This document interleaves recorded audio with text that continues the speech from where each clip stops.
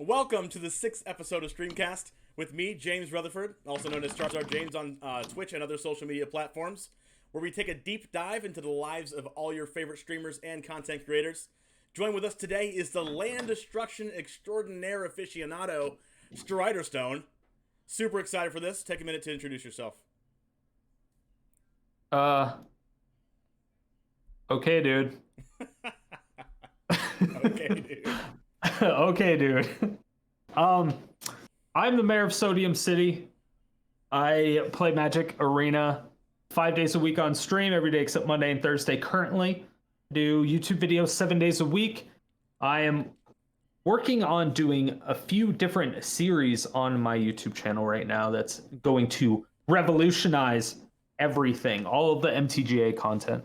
Now, for the most part, I want to concentrate more on YouTube. That's kind of what I'm going for right now. But yeah, if you don't already know me, I do a lot of jank. I'm not a competitive MTGA player. I don't really play in tournaments. I will every once in a while, just if it's like I get invited or whatnot. But I'm definitely more of a have fun jank type of person. I do a lot of weird, obscure combos that no one else plays, like infinite turns with Magistrate Scepter or infinite land destruction with Eerie Ultimatum.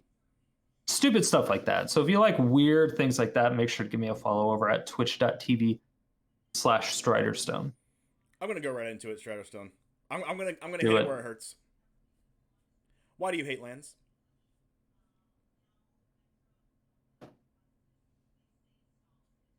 I don't know. Except that would, if I go outside, like I hate going outside, right? Because that's where land is. So, and people always make fun of me for not going outside. So if I just blow up all of outside, then I don't have to go outside. Right? Okay, so this all started when you were younger. You just started getting allergic to outside, so you transitioned that into your Magic game?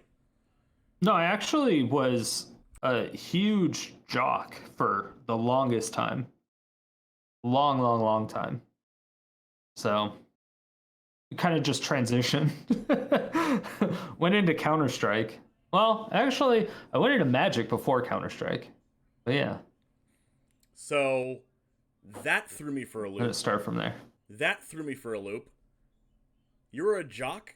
What did you? What, yeah. That is not the persona that I ever thought that I would associate with you, StriderStone. Talk to me about that. Tell me about that. Was that just in high school, or how did that start? No, that started when I was really young. I know I was always into sports. I did roller hockey, track. Basketball was my primary one that I really liked, but I was good at track and basketball more than anything else. And I did that all the way through to like junior high. You didn't want to do that in high school? No, I just got. Yeah, I got more into gaming and other things. You know, girls and everything. Yeah. You know, whatever. Or guys, you never know. Yes. But yes. Yeah. So talk to me about your streaming story. Talk to me about how that started, why you wanted to stream, your beginnings all the way up until you are now. Now you are you have hundreds of viewers watching you all the time, and you are you're in the top 0.5% of Twitch when it comes to streamer as far as how big streamers are and how many people watch them, and you have your own niche in streaming, unlike anybody else that I've seen. Talk about that. Talk about how you started, why you started, and how you got to where you are today. I think I started originally back in 2011-ish, 2012. That's when I was doing League of Legends content. I was actually a caster for League of Legends. I played a lot, but then I ended up doing casting for League of Legends. That was my main focus as far as the esports genre at the time, because I kind of retired as a player, as just competing professionally, I guess you could say. And so I just started going into the casting, tournament organization, and things of that nature. So my YouTube channel at the time was just all League of Legends stuff. I did daily casting. At the time, League of Legends didn't even have a replay feature. We had to go through a different third-party application entirely. So it was very scarce. And it was just kind of filled a niche that nobody did at the time. So I did that on YouTube, and then I would stream every once in a while just to kind of get familiar with everyone that subscribed to me on YouTube. And I did a lot of kind of like the fucked up Friday stuff that I do on Fridays, except I would play a lot of variety games with friends. I would have friends come over. We would like get drunk, smoke hookah, and just like play Mario Kart or not even Mario Kart. We did, what was it? Sonic Racing All-Stars? Sonic All-Stars Racing. Did that. We did a Cloudberry Kingdom. It was just a bunch of drinking games, and it was kind of inspired from that YouTube channel, Drinking Games for Gamers. If you haven't seen those videos, they're hilarious. Haven't. Highly recommended. Highly recommended. I haven't seen them. Now I'm looking forward to it, though. Super funny. So they're really funny. That's why you wanted to start streaming, was to get to know people from your YouTube channel and just have fun with your friends. How did it transition to what it is today? Where did it change? Why did you start playing Magic? Well, I was playing Magic for like on and off since I was probably 13 or something. I started in 1995, 96, something like that.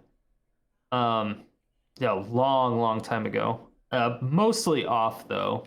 But after League of Legends was kind of over, I wasn't really over. I just stopped playing less and less, and then I got less interested in the game. I would watch tournaments from time to time, but then I just lost it. Just lost the passion for the game entirely. Then I didn't do anything. I did almost nothing with video games for probably 7 years. I just did nothing. I was just, going out with friends, messing around, doing whatever I could.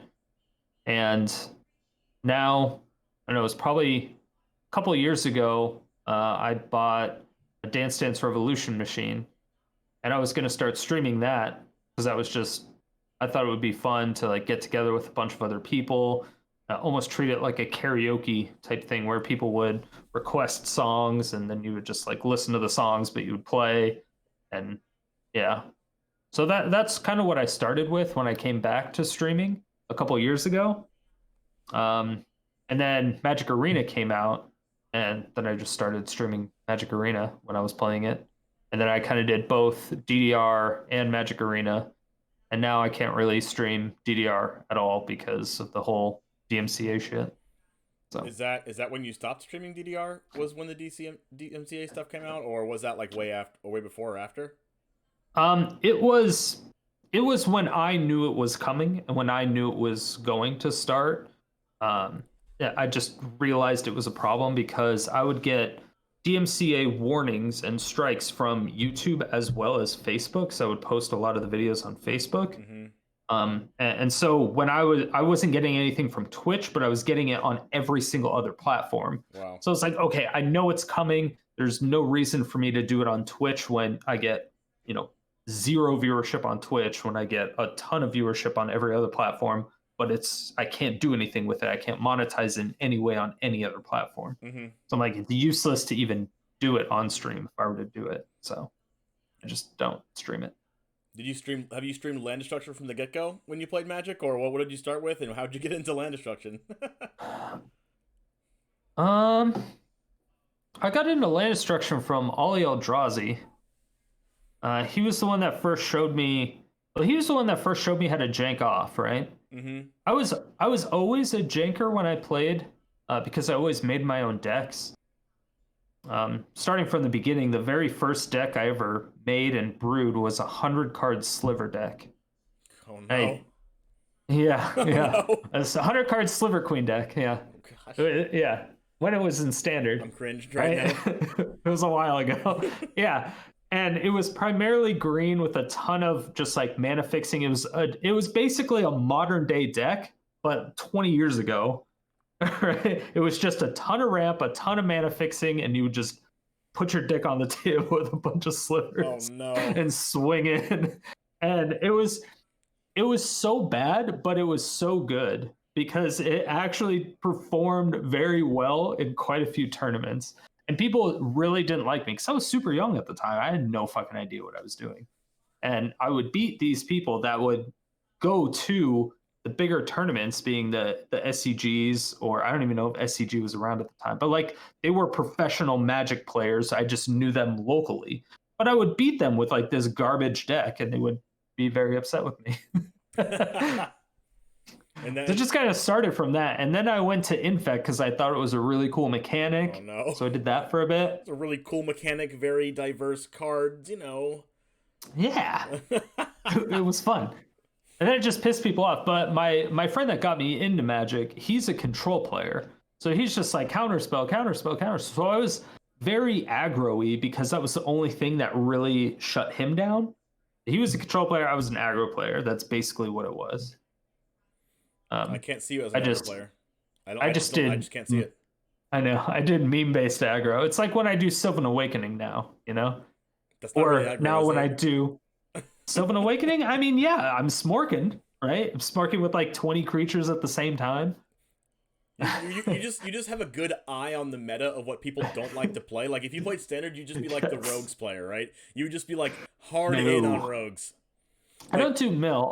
I'll do self mill, but only if I have Eerie Ultimatum. But you can though. This is in standard. You have Eerie Ultimatum. Let's go. Let's do it.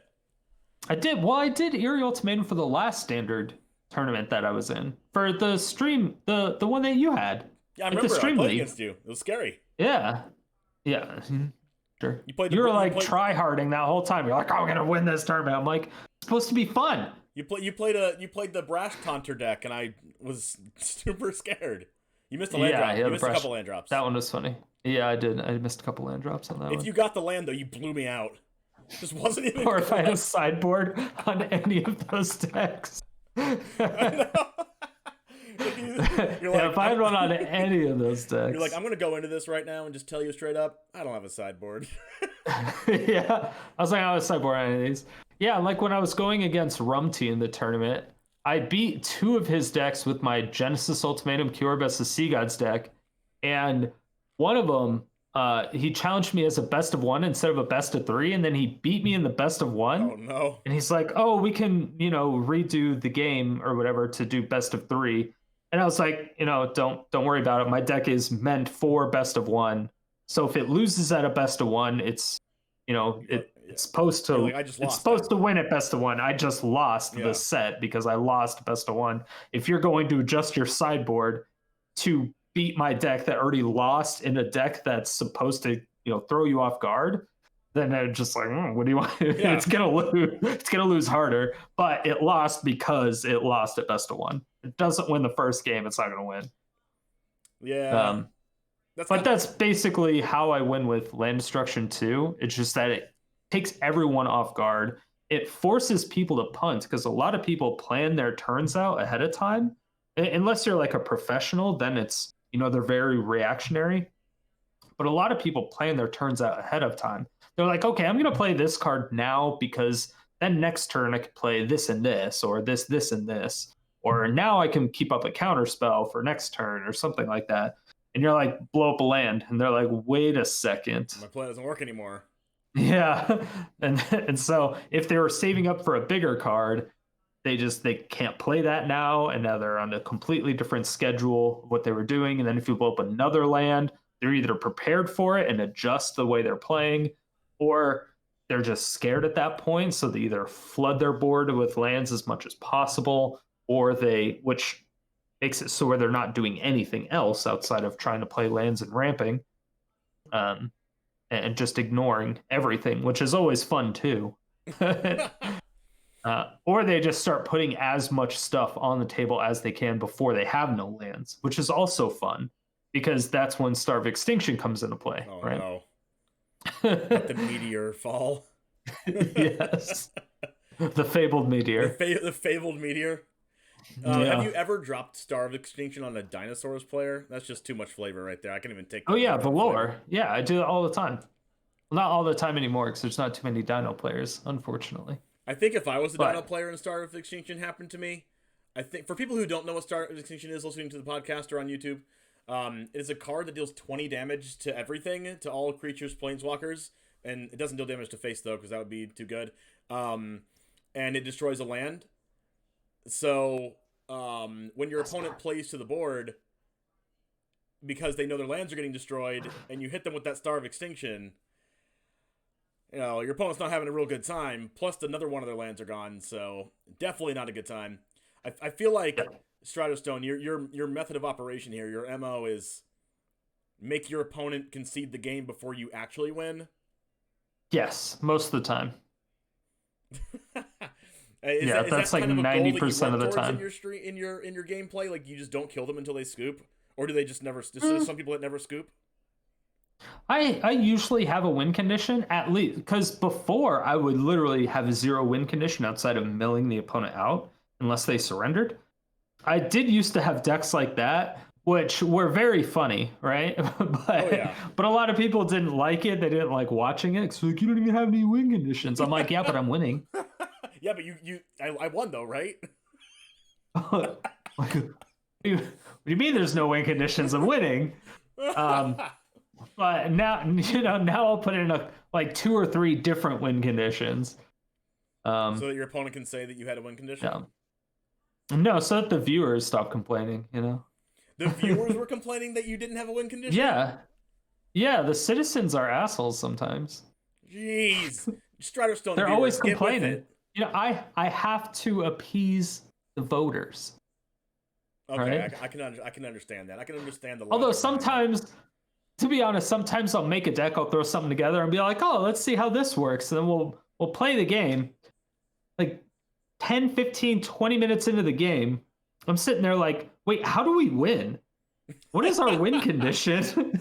And everyone in chat is like, we don't have a win condition. Like, well, this is embarrassing. All right, opponent, how long are you willing to play this game?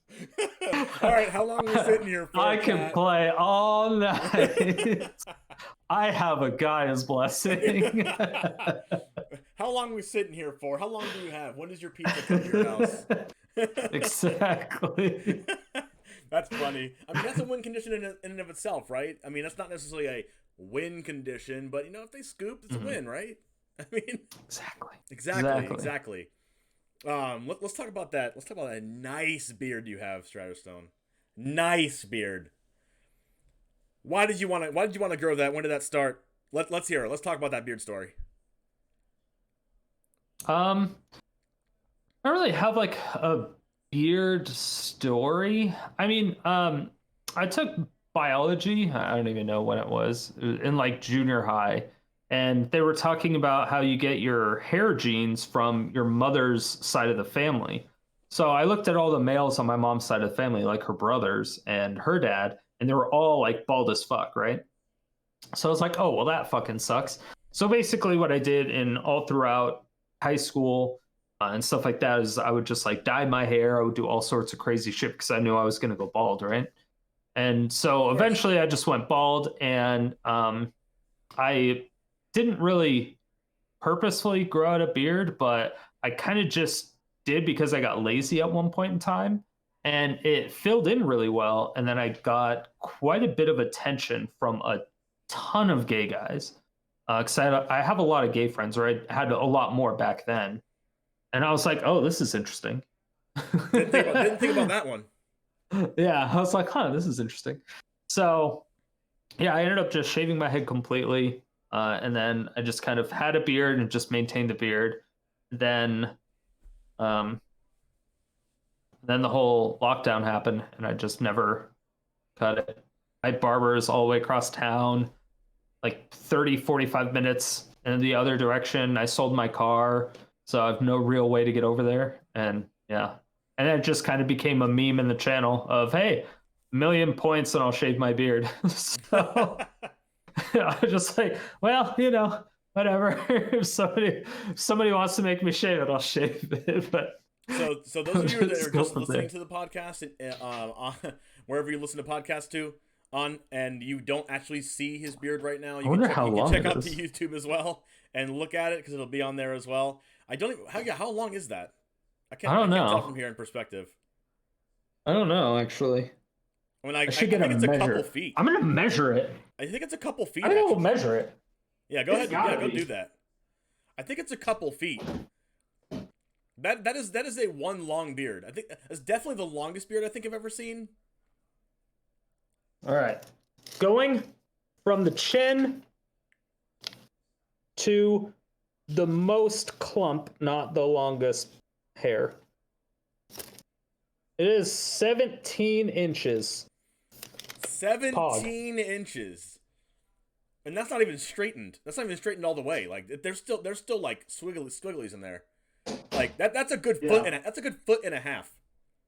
That is a good one. That is one long, glorious, magnificent beard. Holy moly! Thank you. I grew it myself. It's natural. And that just happened right when the pandemic started.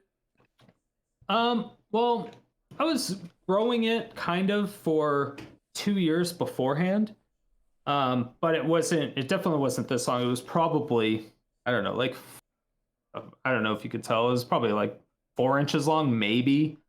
But I would like cut it down and stuff like that. But I would never like grew it like this. And then you just didn't want to cut it down anymore? It must grow out on the sides of your beard, though, right? You must trim the sides, right? No. Oh, you don't trim the sides either? Oh, it grows out. It grows into the beard. Okay. Yeah, it grows. I can see it now. It just goes in there. I can see it now. That is just so epic. Yeah. You talked about some of your non-gaming interests before you started gaming when you played sports and everything. And you said you stopped in middle school. Did you ever play on any teams, or was it just recreational or anything like that? I played on school teams, and then I played on state teams as well. Did you play just basketball for states teams, or did you do track on states teams too? I was more track on state teams. I played basketball on like school teams. I was a good shooter, but I think I was too greedy with the ball, so it wasn't as good as I could have been. But with track, our relay team was super, super good, and then my 100-meter dash was really on point. So we went to state quite a bit of times. Wow, I did not take you as basketball player and sprinter. That's for sure. Did not take you as that. Yeah. Right? I mean, not this, like, I don't know. I guess they just looked the part or something like that, and just with the beard, and the. Yeah, I don't know. I don't know what it is. I just didn't take basketball is like the only sport I can probably still watch. Outside of MMA and UFC, I think basketball is the only thing I can still watch. So you're saying MMA, UFC, and basketball are the things that you watch?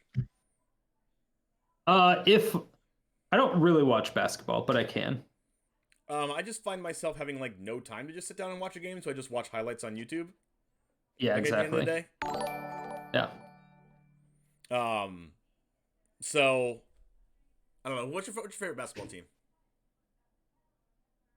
Currently, I have no idea. Could not tell you. I don't have a favorite player or anything right now. So. And what state do you live in, or country? Arizona. Arizona. Oh yeah, I knew that. Yeah. That's one of the states I haven't been to. I've been to like about 20 states. Never been to Arizona. I should take a trip out there in the nice desert. Dude, Arizona's awesome. One of the best places to live. Probably not a great place to visit unless you like the Grand Canyon or something. I don't know. Some people like that. I don't. Like, it's a fucking hole in the ground. Okay. It's beautiful. It's one of the wonders of the world. I'm like, all right. I was like, feel free to jump into it. Enjoy your marvelous wonder of the world. Of a hole in the ground. Yeah. It's so, I don't know. To me, it's fucking stupid, but it's whatever. So when you say not good to visit, but nice to live in, what do you mean by that? Like, why not visiting, and why living? Why is living better than visiting? Well, visiting is usually like there's big things to do. Like there's not giant theme parks. There's not Disney World or like Six Flags, or there's not giant casinos like you would have in Vegas, or things like that. There's no big touristy type attractions. Right. However, there's a ton of tech jobs out here, so finding a job is easy as hell. It's relatively cheap to live. There's no natural disasters whatsoever, which is probably the best part. So who the fuck wants to live in Tornado Valley? Yeah. I know where I want to live, Kansas. I don't want to deal with an earthquake. I don't want to deal with a flood. I don't want to deal with a blizzard. I don't want to deal with a tornado. I don't want to deal with a hurricane. I don't want to deal with any of that shit. I will deal with none of that shit. Drought. Yeah. Drought is a natural disaster.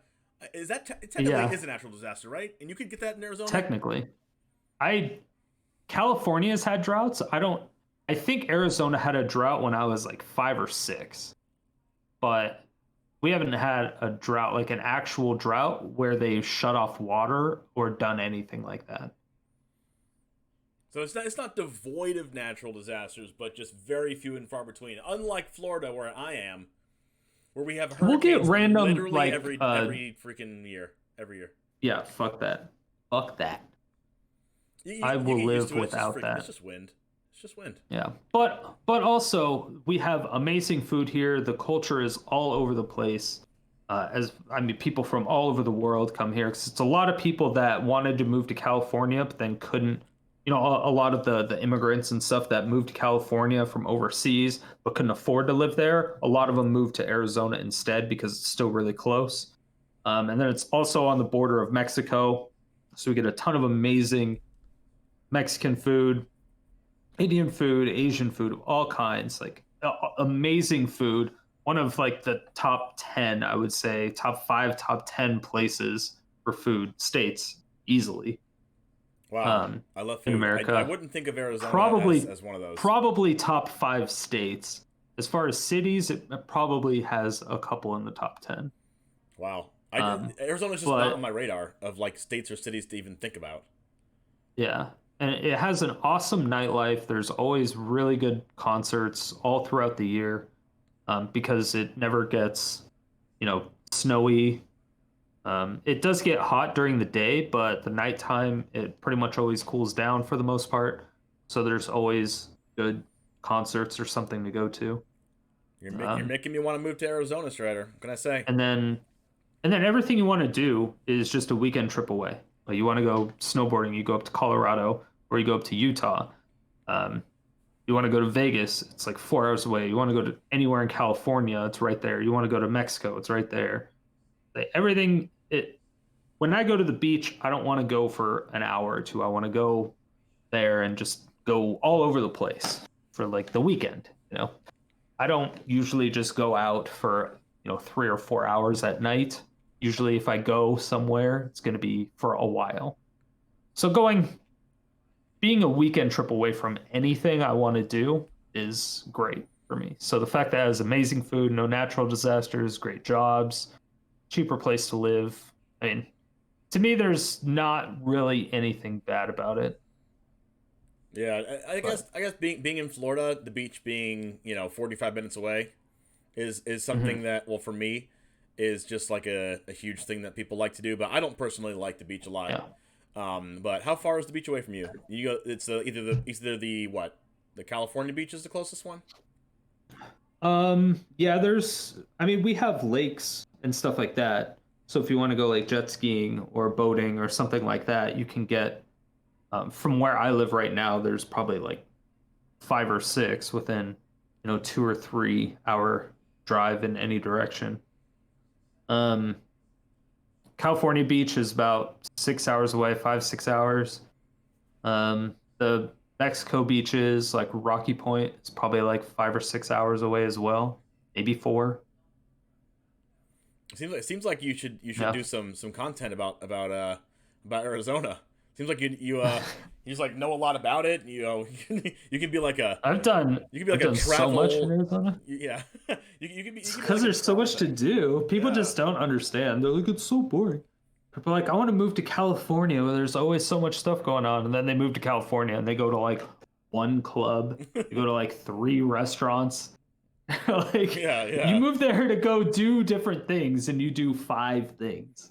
Yeah, you should do a whole YouTube series or Twitch stream on here's why you should move to Arizona. That's what I was trying to get DZ to move to Arizona. You were? Yeah. He lives in Texas right now. He's not that far. Yeah, I was like, dude, move to Arizona. We can get a streaming house. You were telling me that too the other like a couple months ago. That's what I'm saying. What he was like, oh, I'll think about it. Yeah. I don't know. I can talk to him about that too. It'll be something on our agenda to talk about. We didn't talk about it during StreamCast episode 1, but the next Wait, time you had an agenda? Do you have another conversation with him? No. No, we didn't have another conversation about that, but we can for sure. I'm not opposed to it. So let's talk about more about your social media. We talked about your desire to do Arizona content on your Twitch and Instagram content. That is a desire for sure. A desire for that. Talk about this YouTube content you're talking about. Go more in depth on why you want to go harder into YouTube and kind of some of your strategies on YouTube and why you think that'll benefit your content as it pertains to Twitch and other things, Twitter, things like that. Well, I want to go deeper into YouTube because there's zero discoverability on Twitch for the most part. YouTube just has a much larger audience. Mm-hmm. Twitch just doesn't have anything. And so putting out videos on YouTube is really just the way that you're going to grow, at least to a scale to be successful in any way, shape, or form. And this is just across the board for any content, not really even Magic the Gathering, just in general. Even with such a small niche like Magic the Gathering, I can have 50 people watch my stream right now for the entirety of my stream. And that's 50 people, give or take the people that come in and out all the time. Maybe it's a total of like 1,000 people, right? Throughout the entire stream. And that's people even coming in for like a second. On YouTube, my best YouTube video right now as it is has about 1,600 views. And nice. And that'll just live there forever, like gaining views. And that's never going to happen for Twitch. Well, I mean, as far as it is right now, maybe they'll change something in the algorithm. Maybe they'll make it more searchable. I'm not saying that's not going to happen, but on YouTube, I can have 1,600 people watch my YouTube video, and on stream, I can have 50 people watching me at the same time. Like the scalability is just not there right now for Twitch. Yeah. Right. Yeah. Then you have YouTube that just implemented a clip system for their live streaming. So there's probably some other things that they will be doing. I don't know. I think Twitch is going to fall very, very far behind. Unless they fire the CEO of Twitch. I think Twitch is going to fail probably within the next 5 years or so. One of the people right under the I don't know. I wish I knew their name. I know that someone was talking about one of the people right underneath maybe it was the CFO of Twitch. Said they were amazing. They really had a good head on their shoulders, knew what they were doing, and really had like their ear on the pulse of what Twitch needs right now, which is very it's very hopeful. But, yeah, there's a couple people that have the capability of doing the job. I forgot who it was. It was some girl. Yeah, it was a girl, yeah. I know Devin Nash was talking about it, and I was listening to him talk about it for a little bit. Yeah, that's right. Yeah, he was talking about it. Yeah, she has a lot of potential. She should just take it over. But yeah, the current CEO has no idea what he's doing. The thing is with Twitch is that all the really good features they stole from Mixer. And now that Mixer isn't a thing, I don't know how Twitch is going to get their ideas from anymore. What are those features? And now channel points, bits. I think those are the main ones. Those are huge ones, though. Those are incredibly big. Yeah, exactly. It's a whole other monetizing. The biggest thing that Twitch has is Twitch Prime. That's the biggest thing that Twitch has right now that was like Twitch exclusive. I think and then of course like the BTTV and the Yeah. Franker Phase Yep. Z emotes. Those are really the only things that Twitch has that none of the other things have. Those are And they huge too. never will have. The other ones may get, BTTV and stuff like that. But yeah. I think BTTV emotes and Franker Z emotes are super, super important just for the Twitch culture.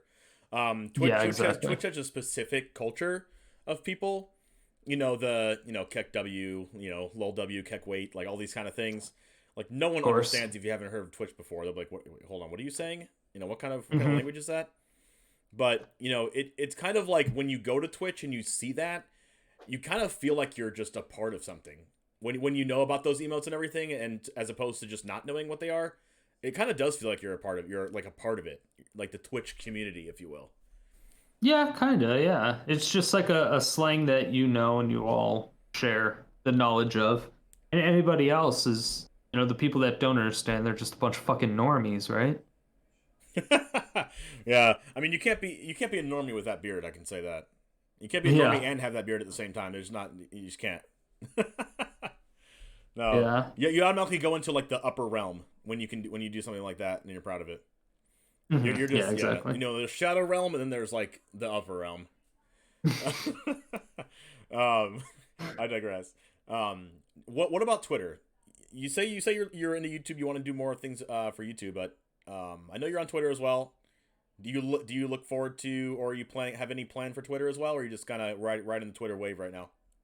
I have stuff planned for Twitter, but I fucking hate Twitter. You hate Twitter? I hate Twitter. I think you hate Twitter like I hate Reddit. I hate everybody. I hate everyone on Twitter. I hate everyone on Reddit. I don't know. I can't stand it. I don't know. It's just I can't do it. I feel like Twitter is easier to moderate via yourself than Reddit is. You could just not hear some things on Twitter. They I don't know if it's a new policy or something that you can do is block certain words and phrases and you'll never see a post with them. So I don't know if it's certain things like that turn you off of Twitter, or maybe it's just like the Twitter community, or maybe the vibes that it gives off or something. Why do you not like Twitter? It's really just the constant feed of misinformation and the people who are supposed to be like quote unquote influencers that have zero knowledge of what they're talking about or very little knowledge of what they're talking about, trying to spread a message, even if it's in good intention, like they have good intention of doing something, but they're wrong. That's what sucks. And then when you try to point it out, you're like, hey, this is incorrect, you're wrong. There's just like huge crackbacks and stuff like that. People don't take criticism on Twitter at all. You'll just get boom, instant blocked instead of people actually talking it out. Yeah, I don't know. It's a horrible place. People don't want to have actual discourse. They just want to yell at you. So I'll sit there, I'll just post a fucking meme, and that's about it. I think it might actually have something to do intrinsically with the platform, not the people. What I mean by that, I feel like it's the people. It's definitely the people. The people, and that's one of the things. Like, there's just people in general, and that I don't know. There's a lot of people in the MTGA community that just kind of irk me. Here's my thing. Here's my thing with Twitter, and this might. I think this is relevant with what you're saying. Twitter, what I mean by more about the platform and less about the people, which I think it is a lot about the people too. But what I mean by that is when you post something on Twitter, you want it to be, if you're just out for, the likes, the retweets, you want it to be evergreen. You want people to retweet it. You want people to think about those opinions that you have for themselves and retweet it. You want it to be popular and liked. And the sad story is the more the more, I don't know the word for it. The more controversial is the word I was looking for.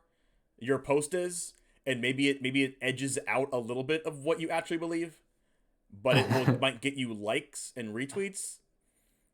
Then that might overtake some of what they actually think, and maybe I'm just not really like that. Yeah, I'm not either. Yeah, I'm not either. I mean, Yeah, but it's just not really my thing. people do I'm not anything into for the whole people being fake. I know people are doing anything for clout, and that's like the fucking problem. People will like kill their own mother for a fucking chain nowadays, and it's like even I'm if you just don't like, really dude, believe Jesus something, Christ. like Uro is my best friend. Like I don't know, it's just something weird. Like even if you don't really believe something, you'll post it because you know other people believe that thing, and you'll get popularity from it in clout. Even if you don't believe it yourselves. Even if you're just replying to people in the comments. I'm not saying that there's not I think there's more genuine people than there are non-genuine people. I really do. Because I know I'm genuine. I know you are. You know, but I'm I just think an asshole. yeah. I mean, at least you know you are, you know. At least you know. That's the first step. Yeah. Yeah. Yeah. I think there's more genuine than not, but the not part of it gets more popularity in cloud, I think. Yeah. Does that that makes sense, right? It's because the genuine people hate the fact that it's still so cluttered with that garbage, and it's being taken over even more. And I think that's the problem. I think the ratio is getting worse. But I think the best thing you can do with that situation is not interact with it with algorithms and things, especially on YouTube and Facebook. I'm just not doing anything with Twitter. Like I'll talk with specific people and I'll post some stuff just for the followers. And I am doing some stuff that I'm working. I do have some things in the pipeline for it, but you want to share any of that?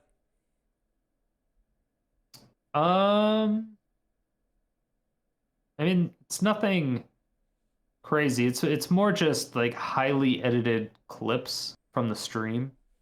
I haven't decided if I'm going to do that daily or like every other day or something, but it's going to be like 1 minute long clips that are from the stream, but like highly edited, very well produced stuff.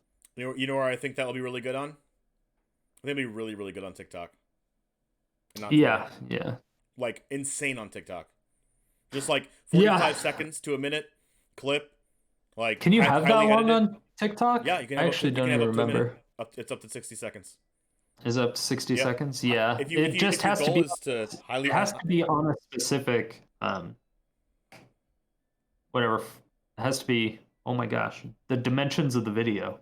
Yeah, I mean, you could do that. Like, you can spend like an hour looking that up, but I think it's just that when I'm going from like a widescreen and it's usually meant for a phone screen, it's gonna look odd. I did have a TikTok for a while, and I did get quite a lot of viewers from TikTok coming over to my Twitch. So I want to do that again. I was doing that a lot, but then I heard the whole thing where I thought TikTok was getting banned in the US. They're like, oh yeah, it'll be banned in like a week. So it's like, okay, cool, whatever. And so I just deleted it and I never did anything about it. And I guess it just never got never got banned. So I was like, all right. Apparently you can change it to 720 by 1280 verticals and it works. Apparently, you can change it to that. I mean, you can write that down if you want, but you can look it up too. But Eureka Fresh over here in chat says 720 by 1280, and I'm tending to believe them. Because I used to have. You have to adjust it. Because what I did. You can keep talking. Yeah, I think that's really, really smart. If you're gonna do 45-second to a minute things, and I've researched this a lot and listened to a lot of things. I don't even know if you can see, but that's like what it would cover from like up here to down here. I've done that. I have a clip of my arena gameplay on TikTok as well. And what I used the black space. But you can do it this way? You can do it that way. And they can look at it by turning their phone over.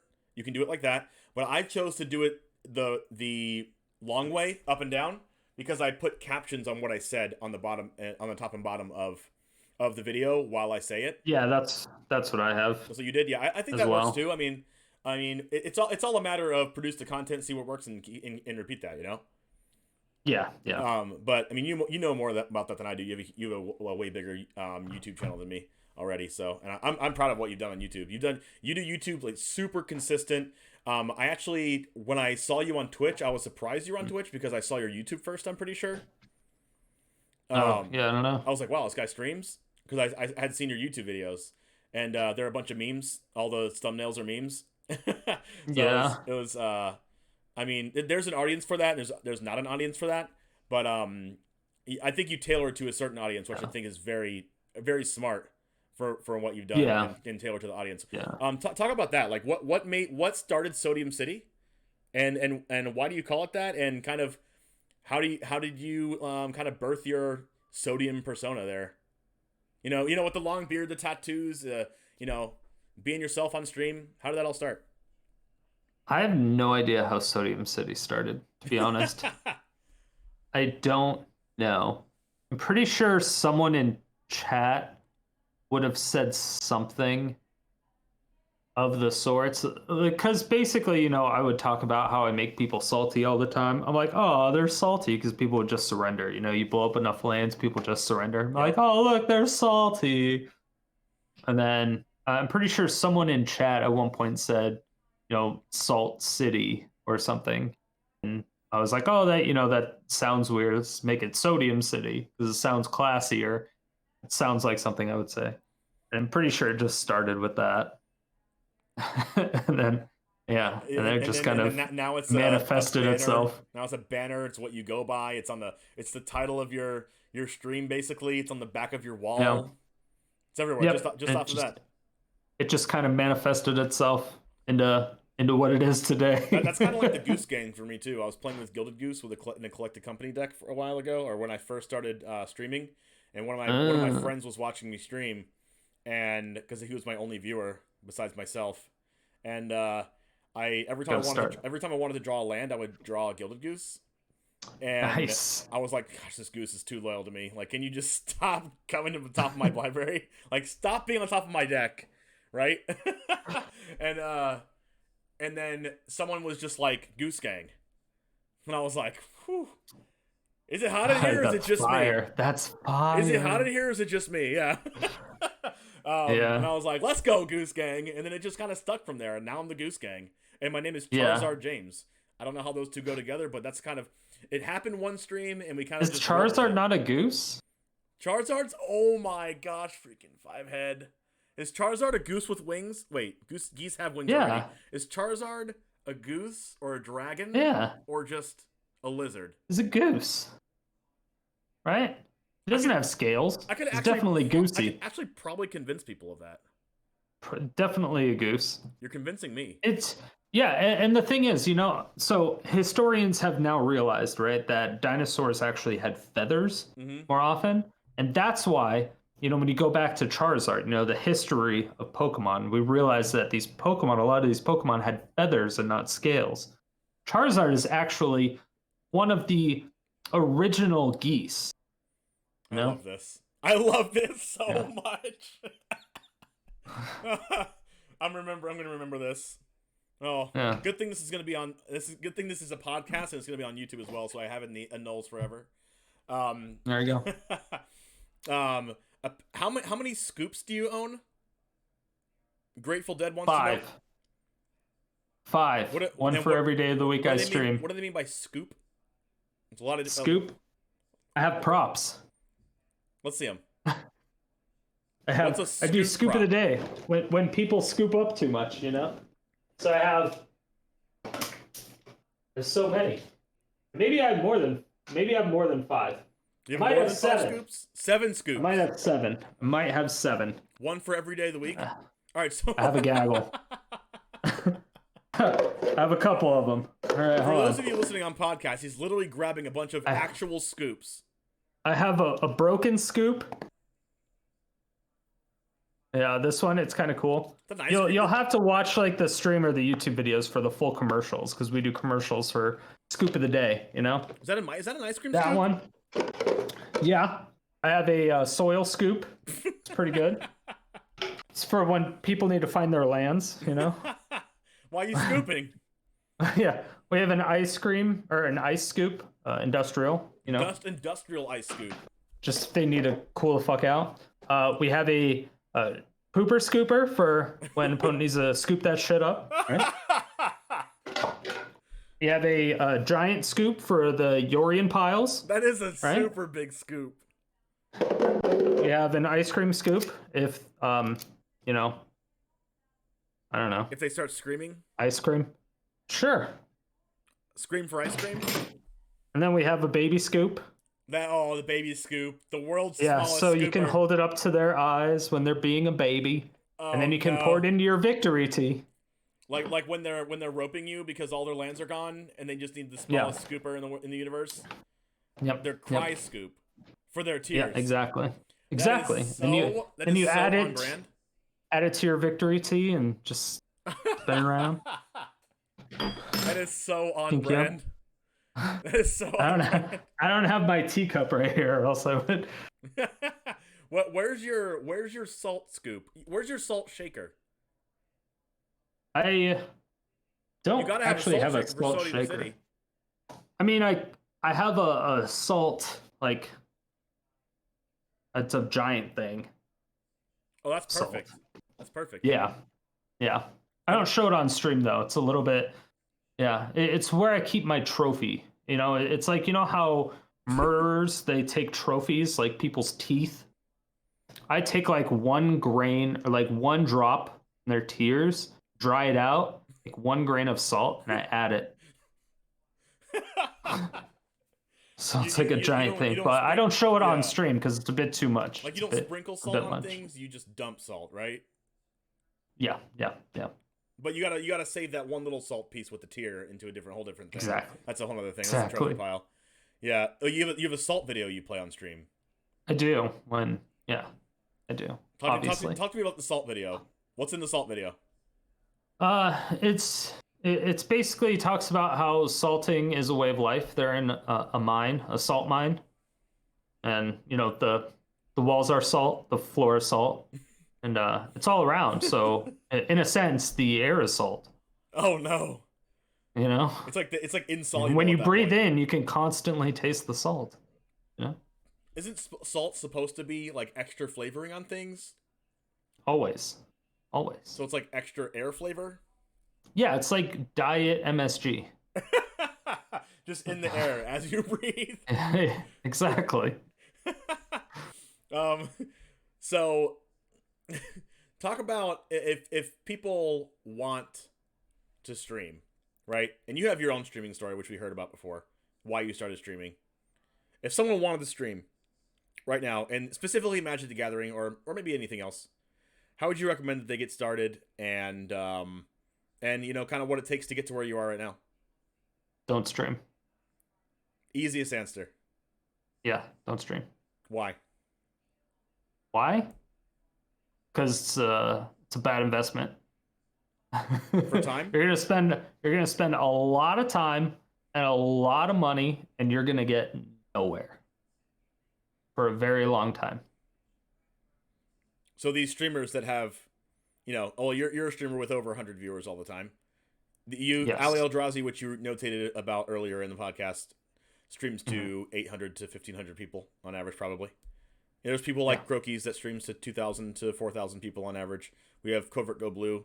We also have people like, you know, that stream for 300 people, 200 people, 100 people. Alias V comes to mind. DZ comes to mind. Yeah.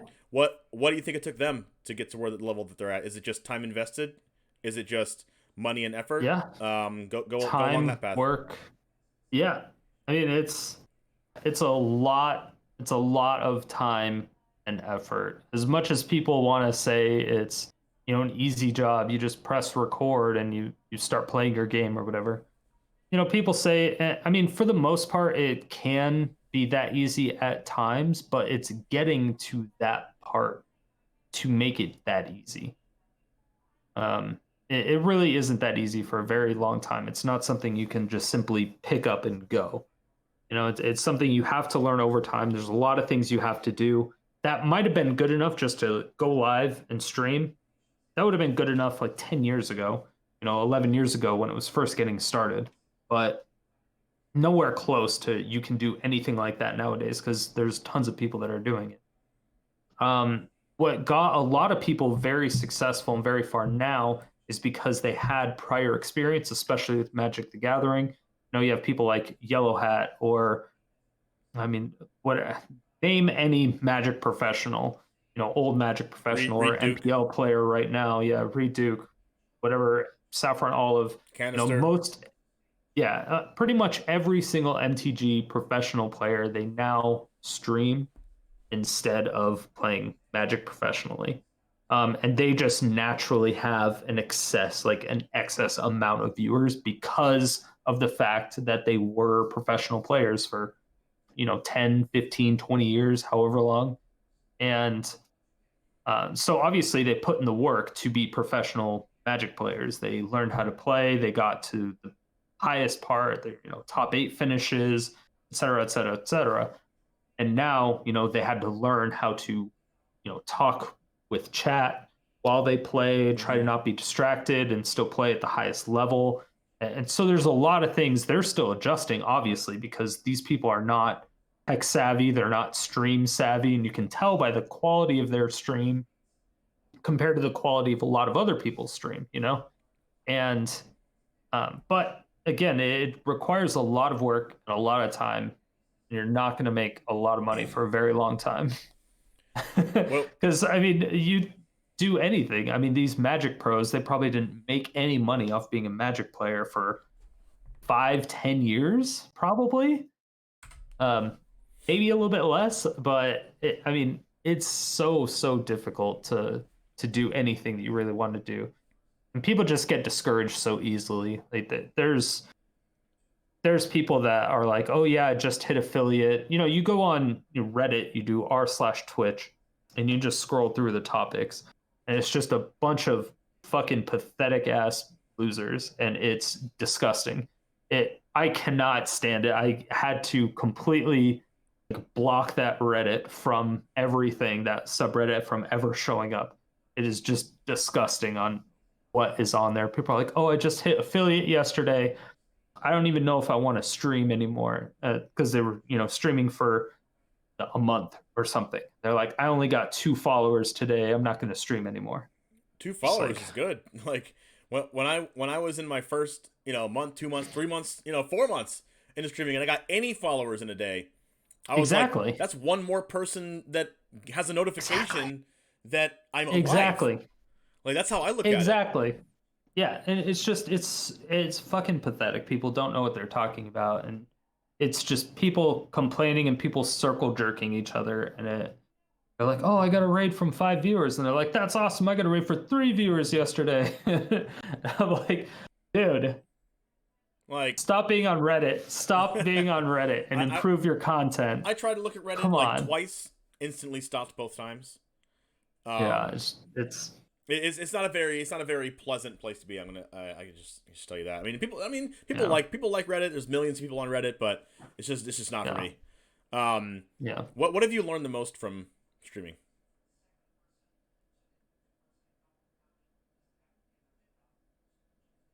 Put you on the spot there. What have I learned the most? Maybe not the most. What is influential that you learned, that you just learned something and it just stuck with you? That's kind of important. Don't stream. Yeah, outside of that, I learned a lot about marketing, and just how to advertise your own brand, how to make a brand, how to hire people, how to fire people. There's how to organize better, be more time efficient. I don't know, just a lot of stuff, because you're on the hook for everything. Everything that you do, your success is all based on you. If you're failing, it's your fault. Yep, I agree with that.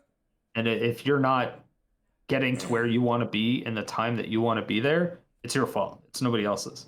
So if you're gonna blame anybody, you need to blame yourself. Because if not, yeah. you're just not going to be a good streamer. It's just flat out. Just again, stop streaming. There's too many people complaining, too many people not doing what they should be doing or doing everything that other people are doing. You have to do something different. You have to have your own niche. If you have a niche inside a niche inside a niche, that's where you need to start. It's where you need to start. That's where Sodium City is. You know, that's what I appreciate. One of the Exactly. most one of the most things I appreciate about your stream is that I can turn on StriderStone stream and know that it's different than every other stream I'm watching. It's not just someone staring at a arena screen, you know, every other turn say something that they're gonna do and play it and talk to every fourth message in chat or every 50th message in chat or whatever. You know, and sometimes I'll go into people's chats, not naming any names, but you know, I'll say something like no one else is saying anything.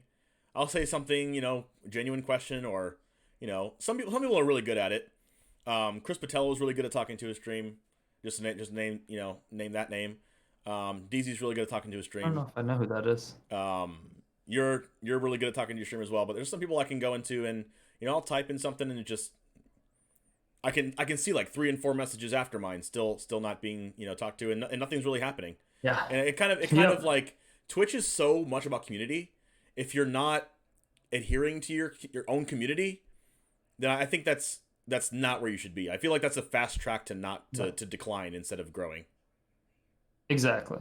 And it's like when Eureka Fresh, who's in chat right now, I was scrolling through because every once in a while, if somebody, one of my normal raid people are online, or if I just raided them yesterday and I kind of want to mix it up, I'll go through the MTGA directory and I'll just like scroll down, try to find someone who's playing historic or somebody who's, you know, advertising that they're playing jank, because obviously that's what my stream likes. That's why they're here. So I'll usually pass them off to somebody doing that. So I'll pull up their stream if it's somebody I don't know. I'll be like, hey, how's it going? And then if they say something relatively quick, you know, I'll be like, oh, cool. This person actually reads chat, talks to them, and then I'll raid them. And that's how I got to know Eureka Fresh. Popped in his chat and I was like, oh shit, production quality looks really good. And I said hello, and he said hello, like boom, right away. Started striking up a conversation. I was like, all right, we're raiding this motherfucker. Nice. So that's just awesome. Ended up raiding him. Yeah, I'm proud of you, Eureka Fresh. I don't know you, but and I've never watched one of your streams, but I'll definitely go ahead and give you a follow. And yeah, no, his production quality is fantastic. Like I'm really all for people that like you can straight tell up when someone's production quality is really good and they respond to chat and they're positive. Like you can tell like they're not going to be a small streamer forever. You know, they're going to grow, for sure. Yeah. I think that's one of the things for me. Like I'm not as big as you or a lot of other streamers, but I know I know I'm gonna succeed because I'm, you know, I don't even want to talk about myself like that, but I just make sure to talk to everybody. You know, it's the Goose Gang. You know, it's my crew. You know, I just talk to them and it's genuine. What is maybe a setback that you've had an opportunity to learn from with streaming? Or maybe just magic. From streaming or magic or both. For streaming in general, it's really just the fact that Magic the Gathering is dying, kind of, or at least the viewership on Twitch is dying slowly. My stream is still growing, but I believe it's growing slower than what it could be if the game was growing. You know, if people were tuning in more, people were watching it more, if people were playing it more, the stream would be growing faster. But since the game is slowly dying or slowly losing viewership, because people are increasingly frustrated with the game or with the company, whatever it may be, it does kind of suck. So I've learned that I do need to diversify eventually. I just don't know when or don't know how exactly I need to do that. But I am aware that it is a thing. It's just lower on my priority list right now. Outside of, you know, getting YouTube stuff up and then getting my merch done, because none of my actual stuff that I'm selling is going to be specific to Magic Arena. Nothing that I do is specific to Magic Arena. None of my emotes are specific to Magic Arena. Um, nothing is, none of that. Nothing is Right. specific. None of my And merch is going to be. It's really just content. The content is fluid. exactly. Sodium City isn't specific. I can really just change on a dime if I really want to. It's Right. just a matter of when I need to make that transition. Do I make a second YouTube channel? Do I make a second Twitch channel to stream other games while I still play Magic on this one? Do I start limiting how many days I play Magic? Do I stream on the same channel? Which I probably won't. But yeah, I don't know. Those are important questions to think about too, and it's important to know that people actually are thinking about those things. Yeah. We could see. Well, if you look at the other people because there are people who've just gotten partnership and then went to other games, and then you see that not even necessarily their viewership, because viewership going down is kind of whatever, but when the followers go down and the followers continuously go down, that's when things are worse. Because followers are the biggest thing. That's what, the sponsors and the teams and people like that, that's what they're going to look at. They're going to look at your followers more than anything else. They're going to look at, okay, you have attention, you have people looking at your stream, but are you getting people that are genuinely interested and want to look at it? Right. That's what the followers do. So if people aren't following your stream and they're unfollowing your stream, that's the opposite of what they're looking for. Right. And that's why I'm like, I'll probably have to make a new channel for the diversity, I don't know. Would you? I have a quick question about that actually, about diversity. We've already seen a couple streamers do this. We've seen. I mean, Day 9's been doing variety content forever, but we've seen. Oh yeah, he started with StarCraft. He started forever ago. We've seen content creators that are predominantly Magic switch to other games. We've seen Jeff Hoagland go to Runeterra, back to Magic, back to Magic Runeterra, and we've seen. I mean, Jeff Hoagland's really one of the pioneers of streaming on Runeterra. He was playing that game from almost when it first started. He was always very into it. We've seen streamers stop streaming Magic altogether, like Jason Florent, and just streams Legends of Runeterra now. I don't ever see Merchant streaming Magic anymore. Maybe he still does, but we've seen people transition out of Magic. Stream it as much. We've seen people. The Asian Avenger doesn't stream it as much. Yep. We've seen people transition out of Magic, and I know Asian Avenger still does a podcast about Magic, but doesn't stream Magic anymore. That's got to say something. And we've seen streamers transition out of Magic into other games. Is that something that you see yourself doing maybe in the future, being like kind of one of those streamers? I don't think I would ever go completely away from Magic. I don't know. Yeah, I don't know if I actually see myself doing that. Could you destroy lands in StarCraft? No, I definitely would never be a StarCraft player. I'm so bad at StarCraft. I'm just really bad at RTS games. But I don't know, with the changes that I'm about to make on my YouTube channel, I can definitely cut back the days I actually play Magic on stream. That's definitely something that's doable, but the other things I wanted to do on stream was initially play Valorant, because I got kind of addicted to Valorant for a while, but now I just haven't had any sort of time, any at all, to just play it, which is very unfortunate. But the thing is, if I were to start playing it, it comes down to the point where how many people watch Valorant that aren't extremely high rated. Then you have to talk about that. Right. And that is very, very low, especially because all the professional players are obviously playing. They're all also very entertaining. So not only are they excellent players, they're excellent entertainers. So just start very far behind. And we're talking like huge. We're talking like XQC, people like that, Oh no, not really XQC, but Ninja plays a lot of Valorant. XQC doesn't really play Valorant. I think he might every once in a while, but Tim the Tapman plays every once in a while. Yeah, Tim does. Shroud does every once in a while. Summit does. I know Ninja plays a lot, but so does Myth. Myth plays a lot. But these are all like 10K viewer people. And then Saikuno, Valkyrie, those people are playing more and more. Disguised Toast, like all those Among Us people. Yep. Pokey. Corpse Husband, Pokey. Yeah, all of them play together now. So, again, I mean, it's bringing more attention to the game, which is good, which would be easier to get into the category. But at the same time, you just kind of get lost in the directory at that point. Yeah, you have to scroll to like even page, if you have like scroll to like page 26 to get someone with like 80 viewers. Exactly. And that's where you really realize, like, you can scroll through the Magic directory and you can scroll like 5 times and then find the 1 and 2 viewers, right? Viewer people, right? In Valorant or Rust or anything like that, or something that people are streaming like an insane amount of, Fortnite, you're scrolling for 20 minutes. Like, yeah, exactly. That's an exaggeration. Maybe you're scrolling for like 10 minutes. That's still a long time to scroll. No one's going to scroll like that to find someone with 65 viewers watching Valorant. No one's going to do that.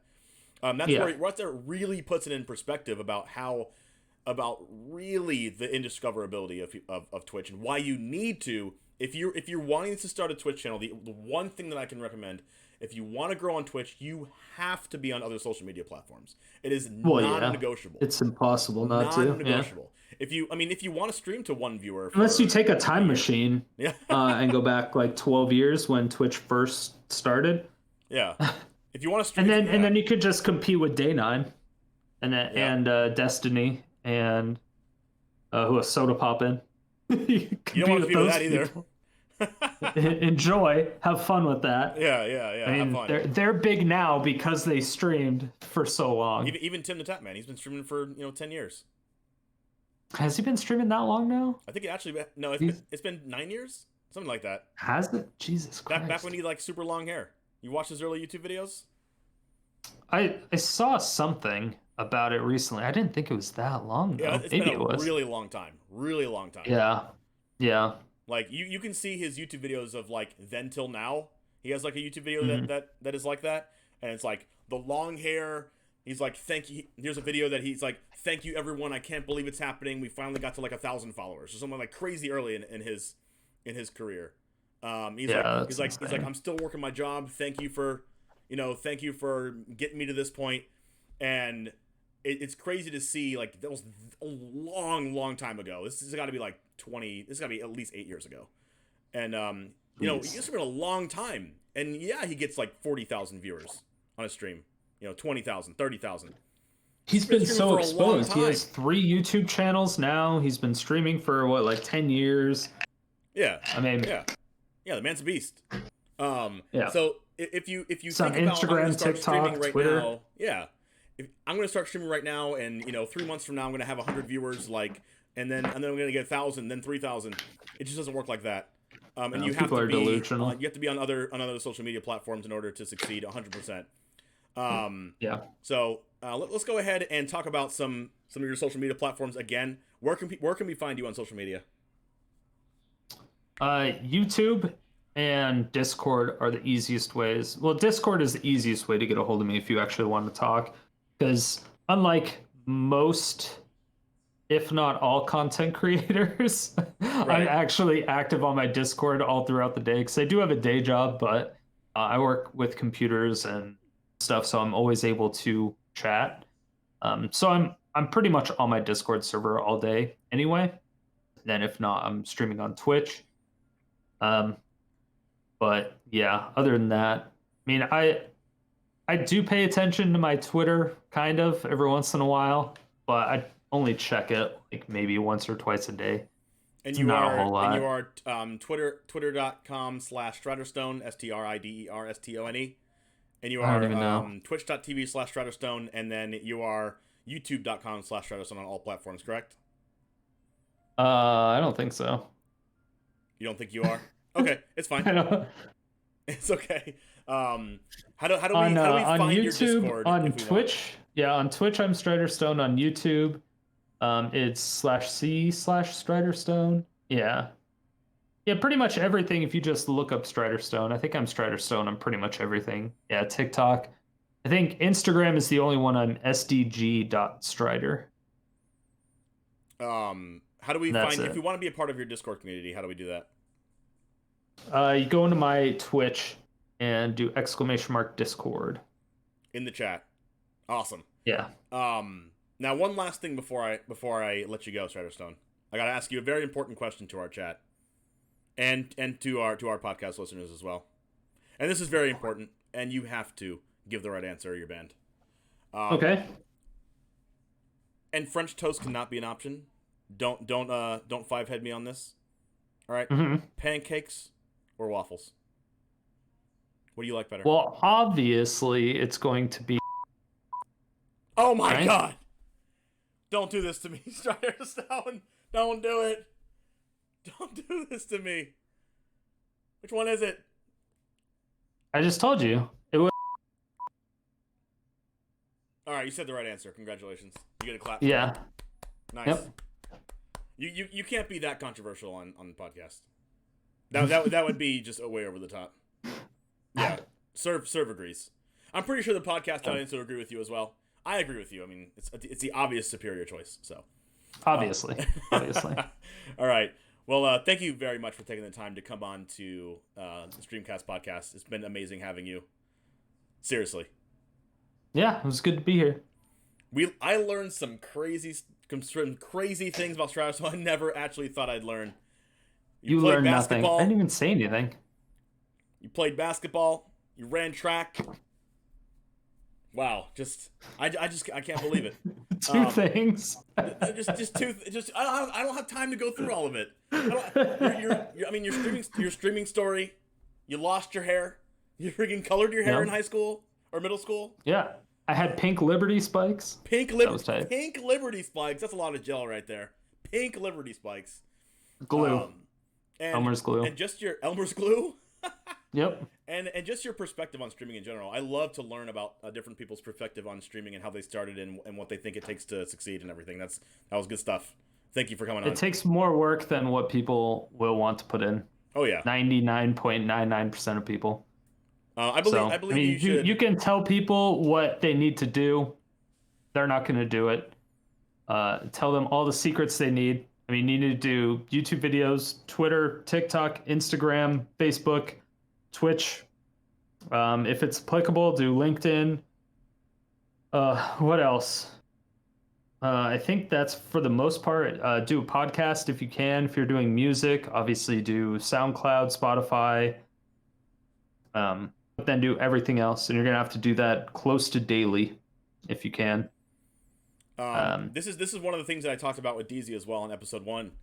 Is the biggest thing you can do if you want to start streaming is like begin with the end in mind. You know, you have this end goal in mind that I want to have. You know, I want to be a big streamer, right? Big streamer, 300 viewers, 500 viewers, 1,000 viewers, 300 viewers, whatever, 3,000 viewers, whatever it is. You see it, you see what you want to do, and then you find out how to do it, and then you just do it. Regardless of how much work it takes or anything, you have the end goal, and then you like say, oh, you should do a podcast. You should be on Twitter. You should be on YouTube. You should be on TikTok. When I first started streaming, I didn't really like think about all those things. I just knew that I wanted to stream. And I knew I was going to play Magic anyways. So I mean, if I'm going to play Magic anyways in my spare time, I might as well stream it. But I didn't really know like kind of all that it went into it. And then I had to learn about overlays and learn about OBS and learn about all these different things that I didn't even think about that I would have to do. When you talk about production quality, like that takes legitimate work and time and effort into learning and doing these things. But if you have the end goal in mind, then you'll just do the things instead of being like, oh, I can't believe I have to do this kind of thing. You know? Yeah. It's a lot of work. It's a lot of work. Most people won't do it.